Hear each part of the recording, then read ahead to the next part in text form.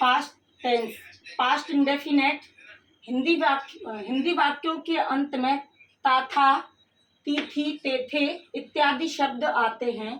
इनमें सहायक क्रिया के रूप में डिड में या डिड आती है एवं मुख्य क्रिया की सेकंड फॉर्म काम में ली जाती है।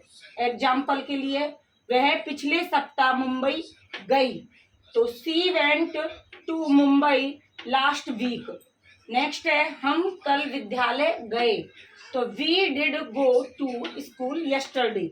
तो आपको पता चल रहा होगा इसमें कि समय मतलब आ रहा है इसमें और पहचान कैसे करेंगे। ता है, ती है, ते है। हिंदी वाक्य में ता है, ती है, ते है, गया है, गई है, ये शब्द आएंगे तो आप पहचान लेना। Past indefinite, past continuous tense, इसके बारे में पढ़ते हैं।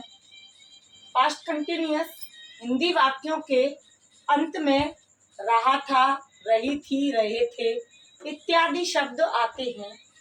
इसमें हेल्पिंग वर्ब के रूप में वाज वर लगाते हैं। मेन वर्ब की आईएनजी फॉर्म आती है। तो इसमें जो आपको पहचान करनी होगी, तो वाक्य हिंदी वाक्य में लिखा होगा रहा था, रही थी, रहे थे, इस तरह के वाक्य आएंगे। और इसमें हेल्पिंग वर्ब वाज और वर, एक वचन के साथ वाज और बहुवचन के साथ वर, मेन वर्ब के साथ आईएनजी लगती है, फर्स्ट फॉर्म के साथ आईएनजी लगती है। ये इसकी पहचान है। अगर ये पहचान उस वाक्य में मिल रही है तो आप समझ जाना ये पास्ट कंटिन्यूअस का वाक्य है। तो इसका एग्जाम्पल है ही वाज क्राइंग।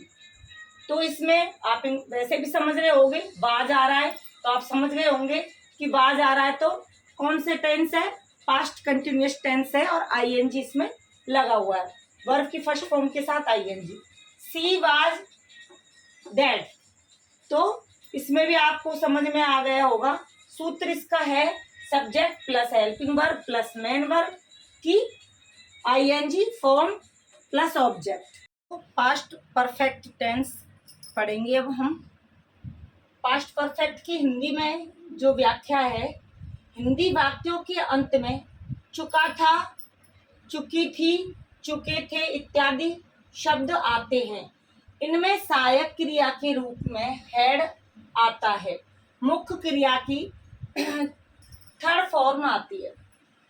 अब पता कैसे लगेगा ये पास्ट परफेक्ट टेंस है, तो हमें पता कैसे लगे, हिंदी वाक्य में आएगा चुका थी, चुके थे, चुके हैं, तो इस तरह के हिंदी वाक्य में शब्द आएंगे, चुका, चुकी और पीछे था, थी लगे आएंगे। फिर दूसरी पहचान क्या है कि इसमें वर्ब की थर्ड फॉर्म लगती है, वर्ब की थर्ड फॉर्म लगती है और मेन उसकी और हेल्पिंग वर्ब इसमें हैड लगती है। तो यहाँ पे मैंने एग्जाम्पल लिखे हैं, वह बाजार जा चुकी थी, वह बाजार जा चुकी थी, तो she had gone to market.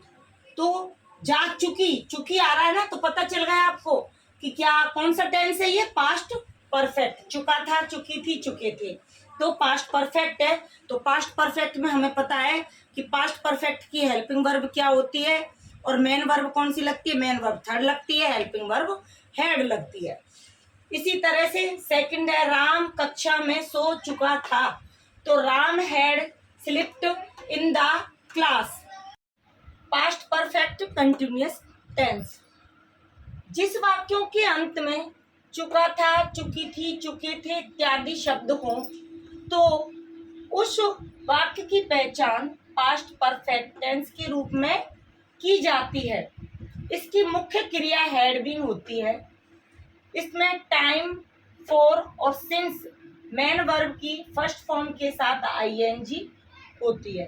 अब आप कहोगे कि मैम पास्ट परफेक्ट में चुका, चुकी तो आते हैं, लेकिन उसमें समय नहीं आता है, इसमें समय दिया होता है और हेड के साथ बीन लगाया जाता है। जब समय हो तो आप समझ जाना कि समय के बारे में कोई साल हो या दिन के बारे में बात हो रही हो, तो आप समझ जाना ये पास्ट परफेक्ट कंटिन्यूअस टेंस है।